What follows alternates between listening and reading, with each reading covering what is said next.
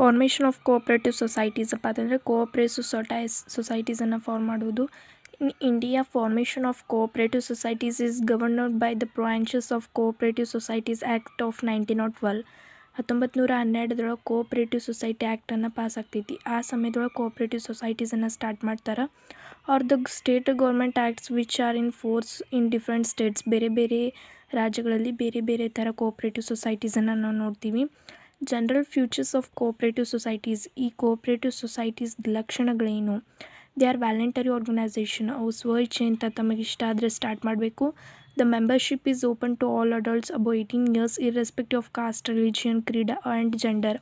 ಅವ್ರದ್ದು ಯಾವುದೇ ಒಂದು ರಿಲಿಜಿಯನ್, ಕಾಸ್ಟ್, ಕ್ರೀಡ್, ಜೆಂಡರ್ ನೋಡಲಾರ್ದೆ 18 yearsಗಿಂತ ಮ್ಯಾಗ ಯಾರು ಇರ್ತಾರೆ ಅವರು ಮೆಂಬರ್ಶಿಪ್ಪನ್ನು ವಹಿಸ್ಕೋಬೋದು. There is no upper limit for membership. Upper ಅಂತಂದರೆ ಇಷ್ಟೇ ಜನ ಮೆಂಬರ್ಶಿಪ್ ಮಾಡಬೇಕು ಅಂತ ಏನಿಲ್ಲ. There is a democratic management. ಪ್ರಜಾಪ್ರಭುತ್ವ ನಿರ್ವಹಣೆಯನ್ನು ಮಾಡ್ಕೊಂಡು ಹೋಗಬೇಕು. All the members attend the general body meeting and each member has one vote irrespective of share of capital invested. ಎಲ್ಲ ಮೆಂಬರ್ಸ್ಗೂ ಕೂಡ ಒಂದು ವೋಟ್ ಇರ್ತೈತಿ. ಅವ್ರದ್ದು ಯಾವುದೇ ಕಾಸ್ಟ್ ಇರ್ರೆಸ್ಪೆಕ್ಟಿವನ್ನು ಮಾಡೋದಿಲ್ಲ. Profit is distributed in proportion to the share of their capital equally among all the members, not less than 6.25%. 6.25%ಗಿಂತ ಕಡಿಮೆ ಅವರಿಗೆ ಯಾರಿಗೂ ಕೂಡ ಪ್ರಾಫಿಟನ್ನು ಕೊಡುವುದಿಲ್ಲ. ಅದಕ್ಕಿಂತ ಹೆಚ್ಚಿಗೆ ಕೊಡ್ತಾರೆ, ಅಷ್ಟಾಗಿ ಡಿಸ್ಟ್ರಿಬ್ಯೂಟನ್ನು ಮಾಡ್ತಾರೆ. 1% of the profit is transfer to general fund. ಆ ಪ್ರಾಫಿಟ್ ಏನು ಸಿಕ್ಕಿರ್ತೈತಲ್ಲ ಆ ವರ್ಷ ಅದ್ರದ್ದು ಒಂದು ಪಾರ್ಟನ್ನು ಜನರಲ್ ಫಂಡಿಗೆ ಹಾಕ್ತಾರೆ.